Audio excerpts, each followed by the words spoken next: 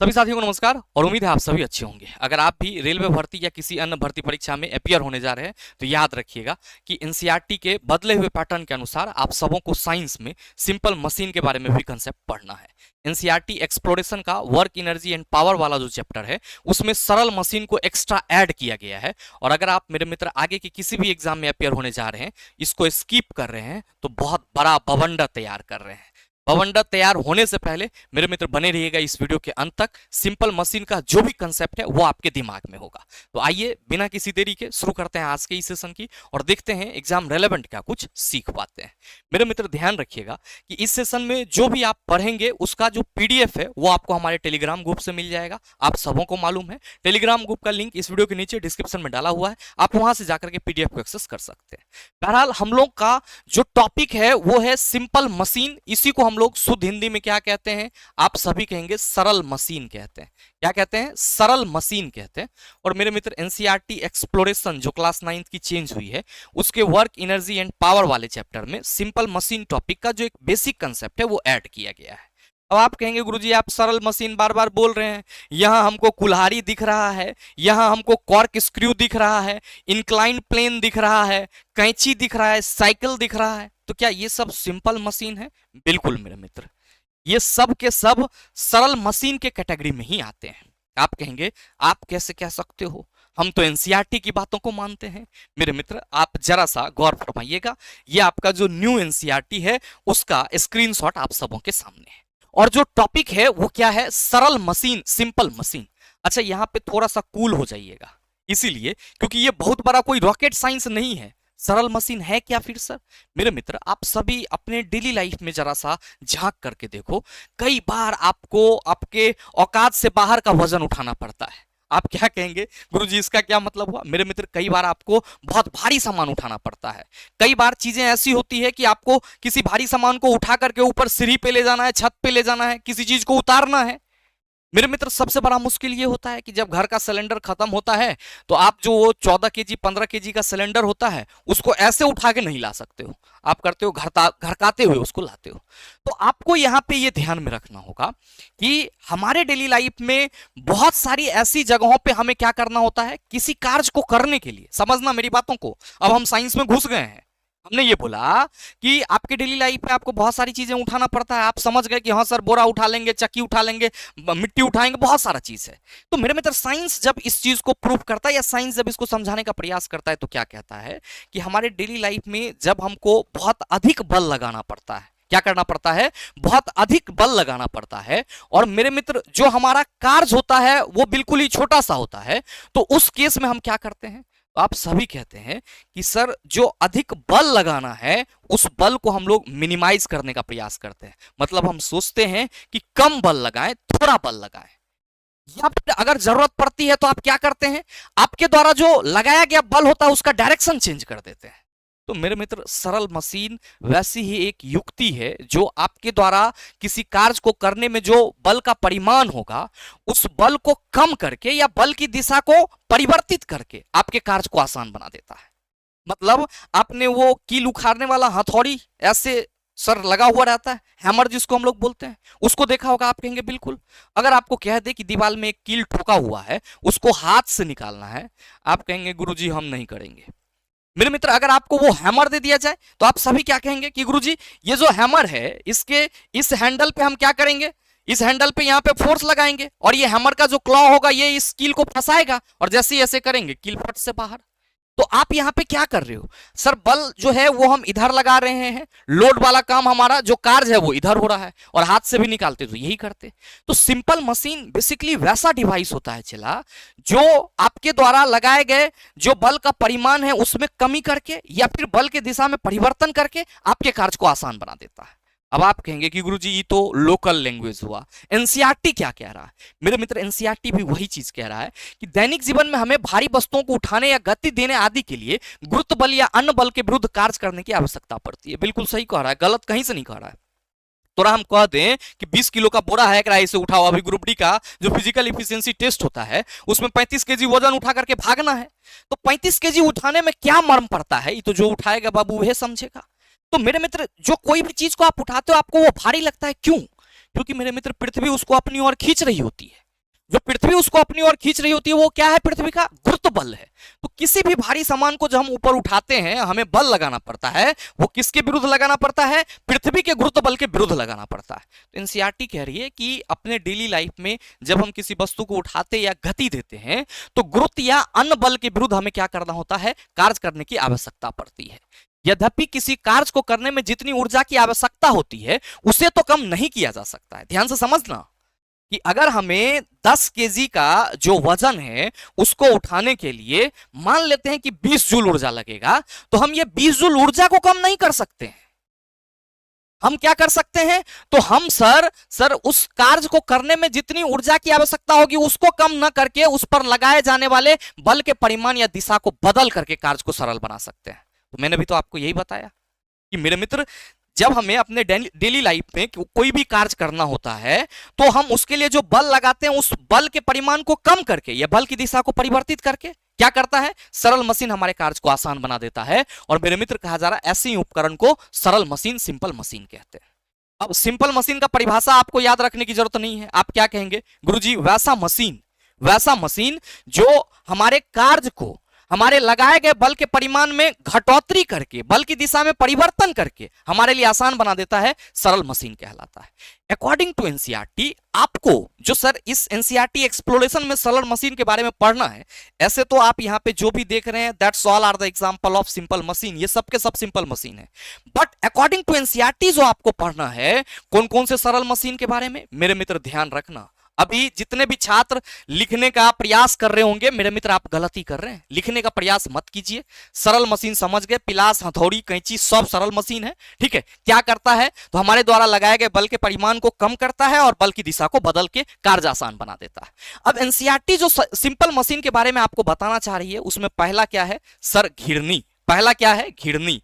दूसरा मेरे मित्र क्या है? तो दूसरा है आपका आनत तल। दूसरा क्या है? आनत तल। और तीसरा क्या है? तो आप सभी ध्यान देना, तीसरा है आपका उत्तोलक। तीसरा क्या है? उत्तोलक। मेरे भाई, इसी को घिरनी को हम लोग इंग्लिश में क्या कहते हैं? पुल्ली। आनत तल को हम लोग इंग्लिश में क्या कहते हैं? इंक्लाइंड प्लेन, ठीक है, इंक्लाइंड प्लेन। और लीवर तो आप सभी समझ रहे होंगे, गुरुजी सिंपल मशीन की बात करेंगे, लीवर की बात ना हो, तो लीवर। आपको यही 3 पढ़ना है और संभावनाएं बन रही है अगर साइंस में सिंपल मशीन से संबंधित सवाल पूछे जाएंगे तो मेरे मित्र इसी 3 टॉपिक से सवाल पूछे जाएंगे। Now the point is that sir, ये जो सिंपल मशीन है, इस सिंपल मशीन में तो हम समझ गए कि ये हमको इतना पढ़ना है, ये तीनों प्रकार पढ़ना है, लेकिन सिंपल मशीन से हमें कितना लाभ मिलेगा इस बात की जानकारी कैसे प्राप्त होगा?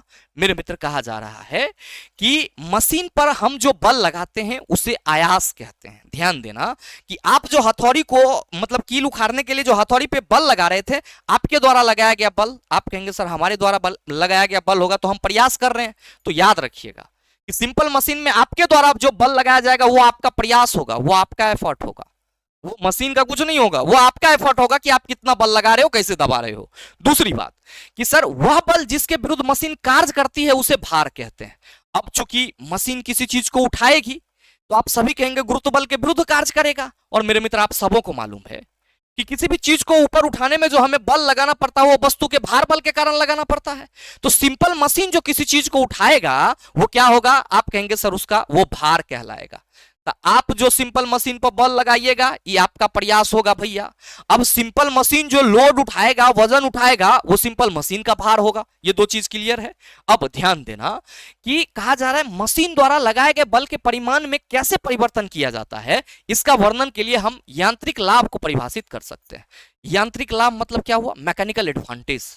क्या होता है इसका मतलब? इसका मतलब होता है कि आपने जितना बल लगाया और सिंपल मशीन ने जितना भार उठाया उस दोनों का अनुपात क्या है। तो मेरे मित्र याद रखना, यांत्रिक लाभ इक्वल टू क्या होता है सर? भार बटा आयास होता है। बोले तो लोड बटा एफर्ट, इसी को एल बटा ई भी कहते हैं। ये पूरा पीडीएफ आपको मिलेगा, परेशान मत होना। अगर इसमें नहीं समझ में आएगा तो हम, अगर हो सकता है बाय चांस ये अगर बोर्ड पीडीएफ फट जाए तो मैं आपको इस चैप्टर का पीडीएफ टेलीग्राम पे अवेलेबल करा दूंगा। अभी केवल समझने में फोकस करना चला। मैंने क्या बोला कि सिंपल मशीन में भैया आप जो प्रयास करेंगे, आप जो बल लगाएंगे वो आपका प्रयास होगा। सिंपल मशीन अगर कोई चीज को उठा रहा है तो आप कहेंगे सर वो उसका लोड होगा। तो सिंपल मशीन में जो ये एफर्ट और लोड लग रहा है, मेरे मित्र याद रखेंगे कि लोड और एफर्ट के अनुपात को हम लोग मैकेनिकल एडवांटेज यानी कि यांत्रिक लाभ कहते हैं। तो कोई भी सरल मशीन होगा उससे हमें क्या मिलेगा? यांत्रिक लाभ मिलेगा। अब यांत्रिक लाभ कितना मिलेगा ये किस पर डिपेंड करेगा? आप सभी कहेंगे गुरुजी अलग अलग सिंपल मशीन के टाइप्स पर डिपेंड करेगा।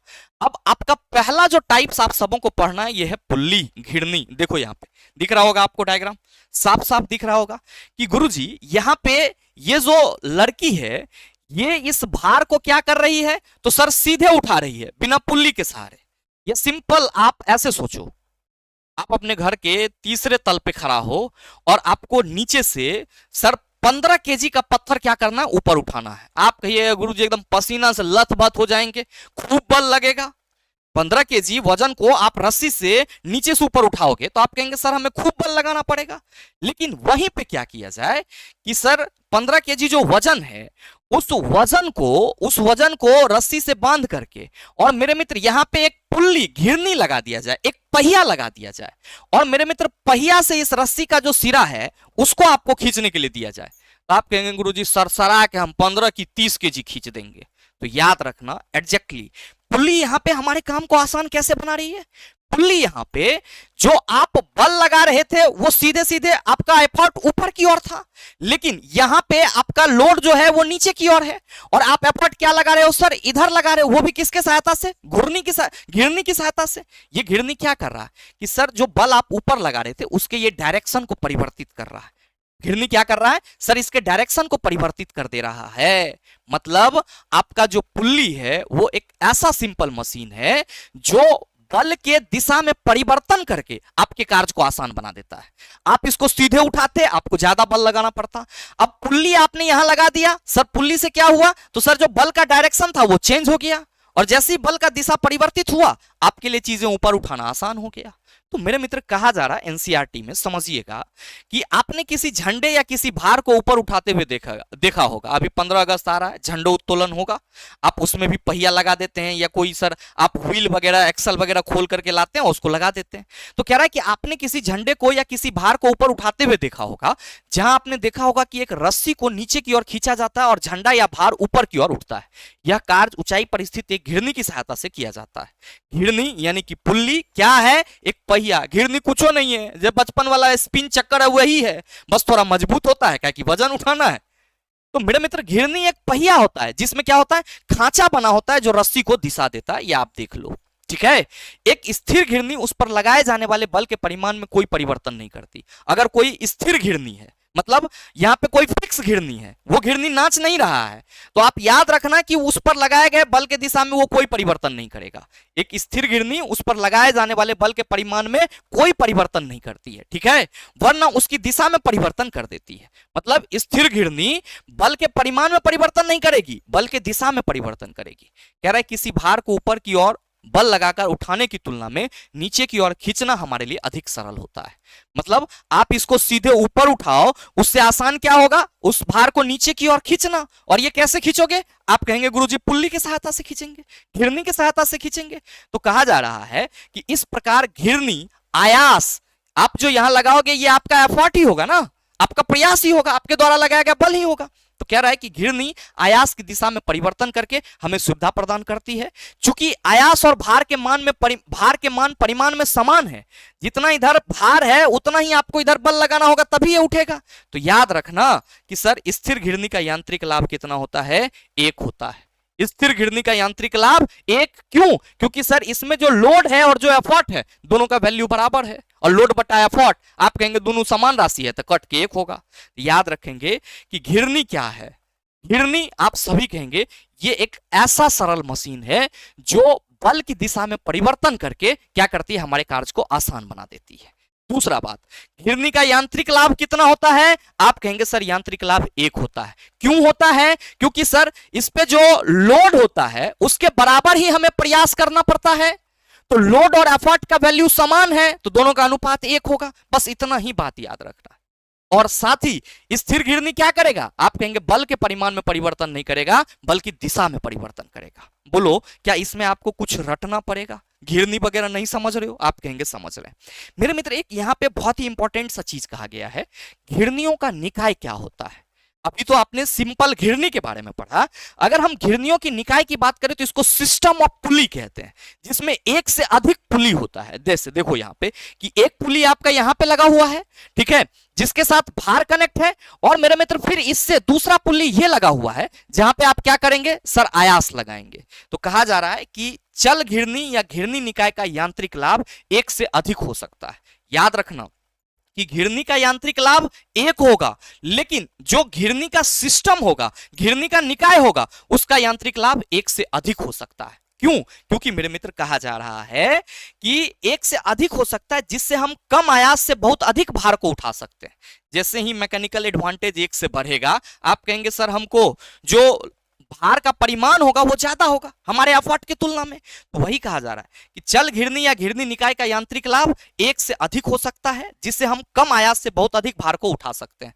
मतलब अगर कोई सिस्टम पुल्ली का सिस्टम है तो उसमें आप कम बल लगा करके बहुत अधिक भार को क्या कर सकते हो सर, खींच सकते हो। कहा जा रहा है किसी चल घिरनी निकाय में भार को चलायमान घिरनी से बांधा जाता है। ये इंपॉर्टेंट है, ध्यान रखिएगा कि जो हमारा कोई चल घिरनी निकाय होता है उसमें भार को हमेशा चलायमान जो मूवेबल घिरनी है उससे बांधा जाएगा, और रस्सी का एक सिरा स्थिर बिंदु से बंधा रहेगा, जबकि दूसरी सिरा आयास लगाने के लिए स्वतंत्र रहता है।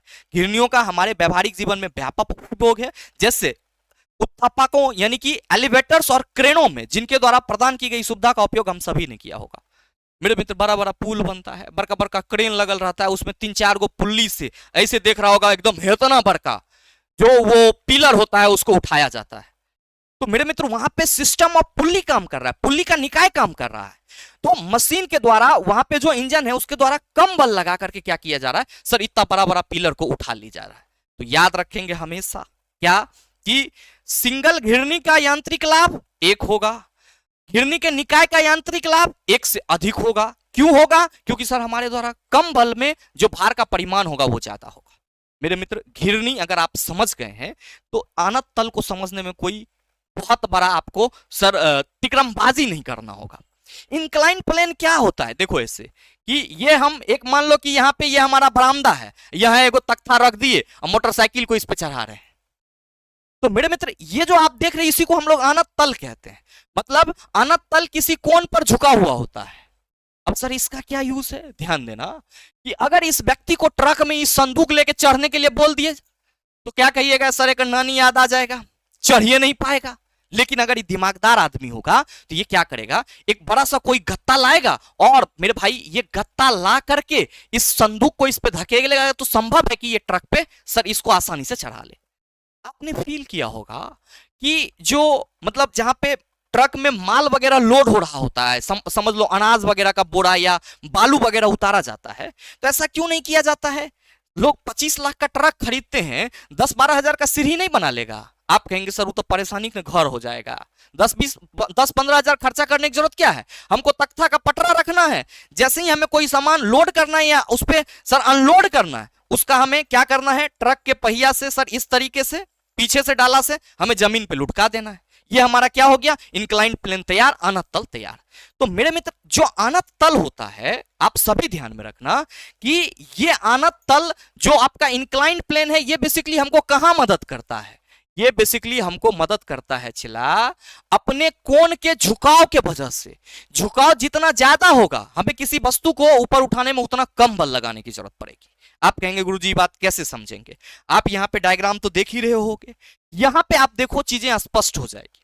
यहाँ पे मेरे मित्र अगर हम इस भार को क्या करें, इस भार को F बल लगा करके ऊपर की ओर उठाएं इस H ऊंचाई तक, तो आप सभी क्या कहेंगे कि गुरुजी भले ही दूरी कम है लेकिन हमें यहाँ पे ज्यादा फोर्स लगाना होगा, अधिक बल लगाना होगा।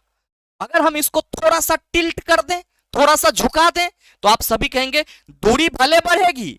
ये दूरी को हम अगर L कह दें और जो आपका भार है उसको हम लोग क्या कहते हैं, F डैश। तो मेरे मित्र यहाँ पे जो आपका दूरी है, ध्यान देना, ये भार नहीं, F डैश जो है एफर्ट इसको मानेंगे क्योंकि हम खींचेंगे ना इस भार को। तो मेरे मित्र यहाँ पे ये जो हमारा लेंथ है ये बढ़ रहा है, दूरी बढ़ रही है, लेकिन आप क्या कहेंगे, सीधे उठाने से सर ज्यादा आसान होगा इसको खींच लेना। मतलब ये हुआ कि सर अनंत तल में अगर झुकाव बढ़ेगा तल का तो हमें कम बल लगाने की आवश्यकता होगी। और मेरे मित्र अगर हम झुकाव को और ज्यादा बढ़ा दें, ठीक है, तो आप क्या कहेंगे, भले ही दूरी बढ़ जाएगी लेकिन बल का परिमाण और भी बहुत कम हो जाएगा। तो क्या कहा जा रहा है, अनंत तल के बारे में समझिएगा। अनंत तल के बारे में कहा जा रहा है कि एक ऐसी सरल मशीन है जो भारी वस्तु को ऊपर चढ़ाने या नीचे उतारने में सहायता करती है। तो आपसे अगर यह सवाल किया जाए कि वैसी सरल मशीन जो किसी भारी वस्तु को ऊपर चढ़ाने या नीचे उतारने में सहायता करती है, क्या कहलाती है, आप कहेंगे अनंत तल यानी कि इंक्लाइंड प्लेन कहलाती है। फिर से समझना, अगर क्वेश्चन आपसे पूछा जाए कि वैसी सरल मशीन जिसके सहायता से किसी वस्तु को ऊपर चढ़ाने या नीचे उतारने में हमें सहूलियत होती है, आप कहेंगे अनंत तल कहलाएगा। क्या कहलाएगा, अनंत तल कहलाएगा। अब इसके कुछ सर सिद्धांत दिए गए हैं जो कि बहुत ज्यादा आप कह सकते हो कंसेप्चुअल नहीं है। आप सबों को मालूम है कि गुरुजी फोर्स ऊपर की ओर ऐसे लग रहा है, ये एल यहां पे लग रहा है, तो हमारे द्वारा किया गया जो कार्य होगा वो एफ डैश इंटू एल के बराबर होगा। हम जो भार बल लगा रहे हैं और जो विस्थापन हो रहा है उसके बराबर होगा कार्य। तो मेरे मित्र समझिएगा, कहा जा रहा है कि मान लीजिए कि किसी वस्तु का द्रव्यमान m है, तब इस वस्तु का भार mg होगा। ये कौन भर का बात है, पृथ्वी पर जितना वस्तु है सबका भार mg है। तो कोई भी वस्तु जिसका द्रव्यमान m है उसका भार आप कहेंगे mg है। जिसे ऊपर उठाना है, मामला ये है कि भार को हमरा ऊपर उठाना है। कहा रहे कि यदि वस्तु को h ऊंचाई तक उठाने के लिए आवश्यक बल F डैश हो तो यहां F डैश क्या होगा, आयास होगा। मान लो कि यहां पे जो आप वस्तु को ऊपर उठा रहे हो तो इसके लिए आप F डैश बल लगा रहे हो, तो ये आपका आयास है मेरे मित्रों। ये क्या है, आयास है। यहां पे भी ये जो F डैश है ये क्या है, आपका आयास, एफर्ट आप लगा रहे हो सर, एफर्ट आप लगा रहे हो। ध्यान से समझो चेला, यहां पे कहा जा रहा है कि प्रत्येक वस्तु में भार होगा और उस भार वाले वस्तु को हमें एक ऊंचाई तक ले जाना है। तो आवश्यक बल अगर एफ डैश हो तो यहाँ पे एफ डैश हमारा क्या होगा, आयास होगा। और अनंत तल की लंबाई क्या है, आप सभी कहेंगे गुरुजी यहाँ पे भी ये हमारा h है, यहाँ पे हम इसको l, यहाँ पे इसको हम l कहते हैं, ठीक है। अब कहा जा रहा है कि वस्तु पर आपके द्वारा किया गया कार्य क्या होगा, आप कहेंगे एफ डैश इंटू एल। कोई दिक्कत, आप कहेंगे बिल्कुल नहीं। अब मेरे मित्र आप सभी को मालूम है कि वस्तु को जब हम यहां से इस ऊंचाई तक ले जाएंगे तो इसकी कुछ ना कुछ स्थितिज ऊर्जा होगी, आप कहेंगे बिल्कुल। तो मेरे मित्र वस्तु द्वारा अर्जित स्थितिज ऊर्जा आप सभी कहेंगे mgh के बराबर होगा। कितना के बराबर, mgh के बराबर। मेरे मित्र कार्य ऊर्जा प्रमेय क्या कहता है, कार्य ऊर्जा प्रमेय कहता है सीधी तौर पर जो गतिज ऊर्जा में परिवर्तन होता है, जो गतिज ऊर्जा में परिवर्तन होता है वो कार्य को बताता है। और मेरे भाई कार्य ऊर्जा परिमेय ये भी कहता है कि कार्य जहां पे भी होगा वहां ऊर्जा लगेगा और कार्य करने के लिए ऊर्जा की जरूरत होती है, कार्य करने की क्षमता ही ऊर्जा कहलाती है। तो मेरे मित्र क्या हम ये ना कह सकते हैं कि गुरुजी जो हमारा कार्य है और जो यहाँ पे स्थितिज ऊर्जा है वो दोनों बराबर होगा, आप कहेंगे बिल्कुल कह सकते हैं। तो मेरे मित्रों आप सभी अगर यहाँ पे इसको ऐसे लिख दो mg बटा F dash equal to L बटा एच, आप कहेंगे सर हमें कोई एतराज नहीं है। mg बटा F dash equal to L बटा एच डैश। ध्यान रखना, अब यहाँ mg भार है, एफ डैश आपका आयास है, और आप सभी क्या कहेंगे गुरुजी यांत्रिक लाभ इक्वल टू हम लोगों ने पढ़ा लोड बटा एफर्ट होता है। तो ये जो लोड है ये भार हमारा mg बटा एफ और इक्वल टू एल बटा एच। कह रहा है यहां क्योंकि L का मान H से अधिक है इसलिए बल F का मान mg से कम है और अनंत तल का यांत्रिक लाभ 1 से अधिक होगा। मेरे मित्र बस यही आपको समझना था। क्या कि आपने पढ़ा पुल्ली के बारे में, तो आपने बोला पुल्ली का यांत्रिक लाभ 1, सिस्टम ऑफ पुल्ली का यांत्रिक लाभ 1 से अधिक, इंक्लाइंड प्लेन का यांत्रिक लाभ आप कहेंगे गुरुजी 1 से अधिक होगा। तो ये ध्यान में रखिएगा, बस इतना ही आपको ध्यान में रखना है। अब मेरे मित्र अगर आप उत्तोलक की बात करते हैं तो सर ये क्या होता है, ये एक सीधी या मुड़ी हुई रॉड होती है जो एक निश्चित आप कह सकते हो कि बिंदु के सापेक्ष चारों ओर घूर्णन करती है। जैसे मेरे मित्र ये हमारा जो आप देख रहे हो मार्कर हाथ में है, इसको मान लो कि एक सीधा रॉड है, ठीक है, और यहाँ पे ये हम उंगली लगा दिए, अब हम इसको ऐसे घूर्णन कर सकते हैं, तो ये हमारा लीवर बन गया। तो जब भी हम उत्तोलक की बात करेंगे हम कहेंगे ये एक सीधी या मुड़ी हुई छड़ होती है जो एक निश्चित बिंदु के चारों ओर घूर्णन करने के लिए स्वतंत्र होती है। समझ में आया? कि सर ये जो उत्तोलक है ये एक सीधी या मुड़ी हुई छड़ है जो एक निश्चित बिंदु के चारों ओर घूमने के लिए स्वतंत्र होती है। जैसे कि मेरे मित्र आप यहां पे देख लो कि ये हमारा एक सीधा छड़ है और ये जो पॉइंट देख रहे हो ना, इस पॉइंट के थ्रू आप ये देखो ये लोड उठाया जा रहा है, यहां से इस पॉइंट के थ्रू ये लोड उठाया जा रहा है और यहां पे आप क्या कर रहे हो, आप अपना फोर्स लगाओगे। तो मेरे मित्र ये जो पॉइंट है ना, इस पॉइंट को हम लोग आलंब कहते हैं। मतलब अगर हम कभी भी लीवर को ड्रॉ करें तो आप सभी ये ध्यान देना कि अगर यहां से कोई सामान हो रहा है, उठ रहा है ऊपर, तो ये हमारा क्या होगा, भार होगा। और ये वाला जो पॉइंट है ये क्या होगा, आलंब होगा, जिसको हम लोग फलक्रम कहते हैं। और यहां पे आप जो भी बल लगाएंगे वो आपका क्या होगा, आप सभी कहेंगे गुरुजी प्रयास होगा, यानी कि एफर्ट होगा। क्या होगा, एफर्ट होगा, यानी कि प्रयास होगा। और ये जो लीवर सर चारों ओर घूर्णन करेगा वो इसी आलंब बिंदु के आगे पीछे, या आप कह सकते हो चारों ओर। भार LOOD लिखोगे तो L से रिप्रेजेंट कर दो, फलक्रम F, और फोर्स को आप एफर्ट को ई कह सकते हो। तो मेरे मित्र यही आपका क्या होता है, सिंपल लीवर यानी कि सिंपल मशीन होता है। अब ध्यान देना क्या कहा जा रहा है, एनसीईआरटी भी समझ लो कि कह रहा है कि ऐसे पैमाने के द्वारा बनी एक सरल मशीन के कारण संभव हो पाता है जब हम किसी कार्य को आसान बनाना चाहते हैं तो। और उत्तोलक की बात करते हैं तो एक दृढ़ छड़ जैसा कि पैमाना होती है जो किसी स्थिर बिंदु जैसे कि पैमाने और पेंसिल के स्पर्श बिंदु पर घूमने में सक्षम होती है। मतलब उत्तोलक एक छड़ है जो किसी सर स्थिर बिंदु, और वो स्थिर बिंदु क्या है, आप सभी कहेंगे गुरुजी आलंब। वो स्थिर बिंदु क्या है, आप कहेंगे आलंब। और उत्तोलक इसी आलंब के चारों ओर घूमने में क्या होती है सर, स्वतंत्र होती है। अब मेरे मित्र ध्यान दो, कहा जा रहा है कि दैनिक जीवन में प्रायः भारी वस्तुओं को उठाने में हम उत्तोलक का उपयोग करते हैं। कोई भारी चीज है, अगर आपको उसको उठाना है तो आप उत्तोलक का उपयोग करते हैं। मेरे मित्र कहा जा रहा है उत्तोलक के 3 मुख्य बिंदु हैं। कौन कौन सा, ध्यान रखना, आलंब, प्रयास और भार। आलंब फलक्रम क्या है, तो सर जिसके आगे पीछे या आप कह सकते हो चारों ओर जो आपका लीवर है वो घूर्णन करता है। कह रहा है एक स्थिर बिंदु जिस पर उत्तोलक घूम सकता है।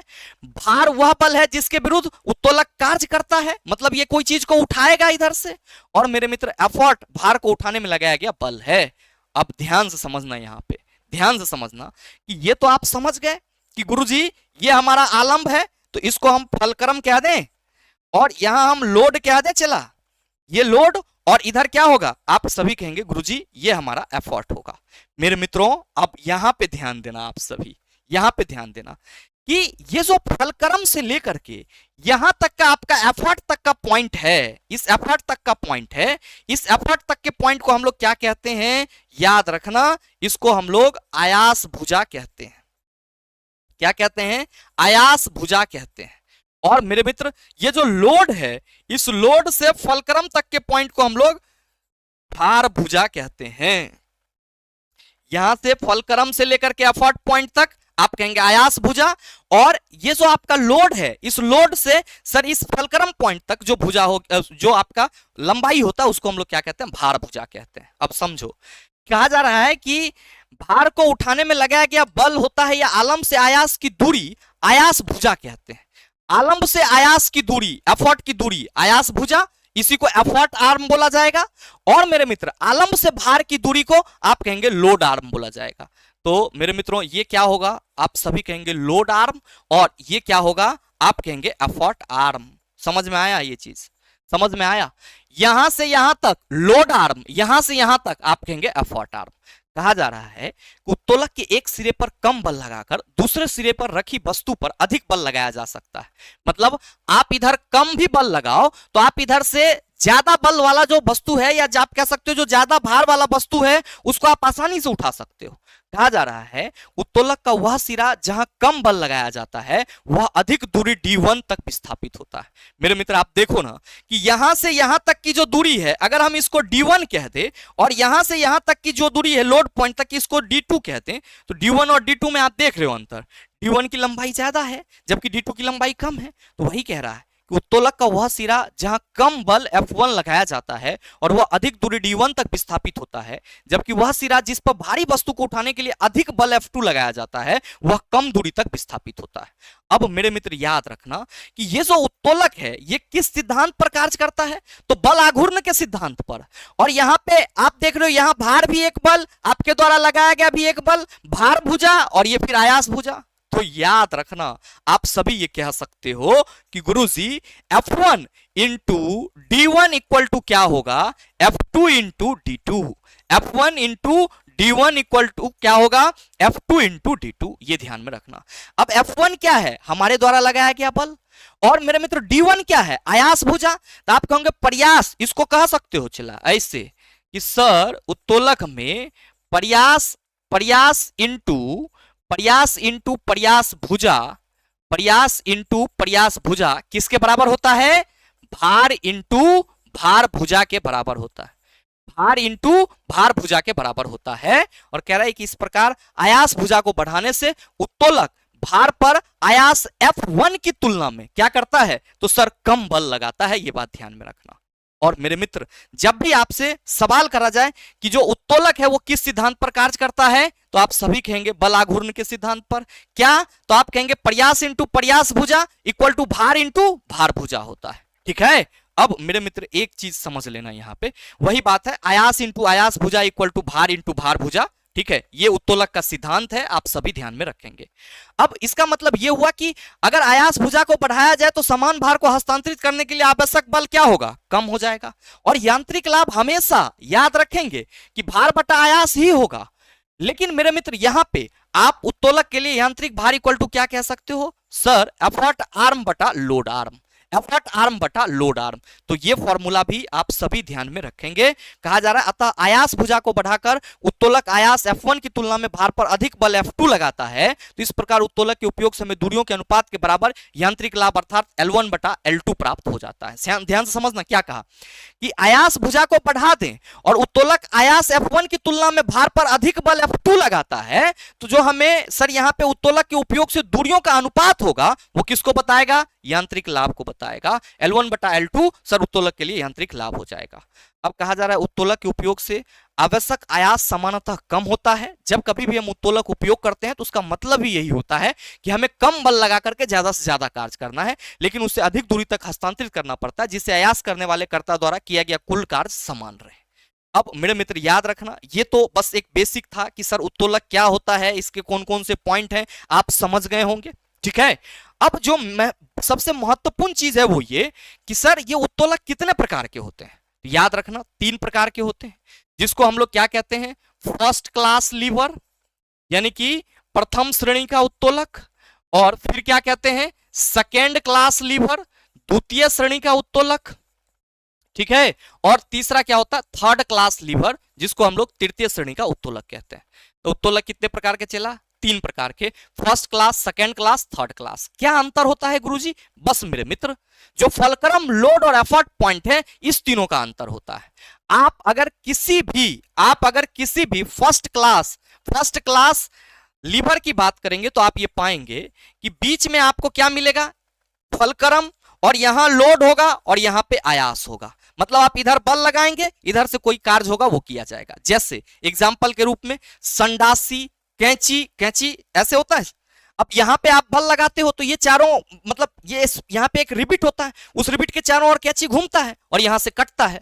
तो मेरे मित्र संडासी, कैंची, सबल, प्लास, दंडतुला, सीसो प्रकार का झूला, ये सब क्या है, फर्स्ट क्लास लीवर के उदाहरण है। अब वैसा लीवर जिसमें फलक्रम और सर जो एफर्ट है इसके बीच में क्या हो, सर लोड हो, इसको सेकंड क्लास लीवर कहते हैं। नींबू को गाड़ने वाला रस, ये वाला पॉइंट इसी के सापेक्ष घूर्णन करेगा तो ये तो फलक्रम हो गया। नींबू है यहां बीच में दब रहा है तो ये हमारा लोड हो गया, यहां एफर्ट लगा रहे हो। तो मेरे मित्र नींबू निष्कर्षी, हाथ का जो ठेला होता है, बोतल खोलने की जो मशीन है, ये सब सेकेंड क्लास लीवर हैं, ये ध्यान में रखेंगे। थर्ड क्लास लीवर में क्या होता है, फलक्रम यहीं रहेगा, लोड मेरे मित्र एफर्ट बीच में होगा और भार आपका सर इधर होगा। और क्या कहेंगे सर, यहां हम एफर्ट लगाएंगे तो आपका जो भार है वो यहां उठेगा। जैसे कि सर रोटी पकड़ने वाला चिमटा ऐसे होता है। अब यहां पे क्या हो गया, आप कहेंगे फलक्रम। अब यहां पे हम क्या कर रहे हैं, प्रयास कर रहे हैं और इसके मुंह से रोटी दब रहा है, तो लोड हमारा ये। तो चिमटा, झाड़ू, हथौड़ी, चप्पू, चिमटी, ये सब क्या है, थर्ड क्लास लीवर है। अगर ऐसे ना याद रहे तो सिंपल याद रख लेना है, तीनों ही श्रेणी के उत्तोलक को याद रखने के लिए जो ट्रिक है वो क्या है, FLE। ध्यान रखना कि अगर कोई लीवर ऐसा हो जिसमें सर जो आलम्ब है वो बीच में हो और लोड और एफर्ट दोनों साइड हो, तो आप कहेंगे फर्स्ट क्लास लीवर होगा। अगर कोई वैसा हमें लीवर दिखे जिसमें जो लोड है वो बीच में हो और फलक्रम और एफर्ट साइड में हो, आप कहेंगे सेकंड क्लास लीवर होगा। और कोई वैसा हमें लीवर दिखे जिसमें मेरे मित्र जो आपका एफर्ट है वो बीच में हो और फलक्रम और लोड साइड में हो, आप कहेंगे थर्ड क्लास लीवर होगा। तो मेरे मित्र ये फर्स्ट क्लास थर्ड क्लास को याद रखना बहुत ही आसान है। फर्स्ट क्लास में फलक्रम बीच में होगा, सेकंड क्लास में लोड बीच में होगा, थर्ड क्लास में आयास बीच में होगा। और इसका उदाहरण याद रख लेना बस। अगर यकीन मानिए आप इस सर 35 मिनट के वीडियो में अंत तक बने हुए हैं, तो मेरे भाई लीवर और सिंपल मशीन से संबंधित जो एक्स्ट्रा फैक्ट आपके बुक में जोड़े गए हैं, इससे पूछे जाने वाला कोई भी सवाल आपको परेशान नहीं करेगा, ये ध्यान में रखिएगा। अब ध्यान देना कि जितने भी प्रकरण आपके मशीन्स होते हैं वो यांत्रिक ऊर्जा संरक्षण के थ्रू कार्य करता है, और यहां पे कहा जा रहा है कि इन सभी प्रकरणों में यांत्रिक ऊर्जा का संरक्षण होता है। तो जितने भी आप सिंपल मशीन देख रहे हैं इन सभी में क्या होता है, यांत्रिक ऊर्जा का संरक्षण होता है। और यदि घर्षण की उपेक्षा की जाए तो आयास द्वारा किया गया कार्य भार द्वारा किए गए उपयोगी कार्य के बराबर होगा। मतलब फ्रिक्शन को हटा दिया जाए तो जितना हमारा एफर्ट होगा उतना ही क्या होगा, भार भी होगा। और मशीनें ऊर्जा का सृजन नहीं करती, वे केवल इसको अधिक प्रभावी ढंग से उपयोग करने में हमारा सहायता करती है। आपने क्या देखा कि सर घिरनी बल की दिशा को परिवर्तित कर दे रहा है, जो अनंत तल है वो किसी भारी वस्तु को ऊपर उठाने में हमें मदद कर रहा है, और जो मेरे मित्र लीवर है आप सभी कहेंगे ये बल के परिमाण को कम कर देता है। तो ये पूरा का पूरा आपका सिंपल मशीन का कंसेप्ट है। ये पूरा पीडीएफ अगर आप चाहते हैं तो मेरे मित्र ये पीडीएफ तो आपको फट जाएगा, लेकिन आपके रिवीजन के लिए जो आपके एनसीईआरटी चैप्टर का ये कुछ हिस्सा है, बस हम केवल उसी हिस्सा का पीडीएफ टेलीग्राम पर अपडेट कर देते हैं। बाकी मैंने आपको समझा तो सारा चीज दिया है।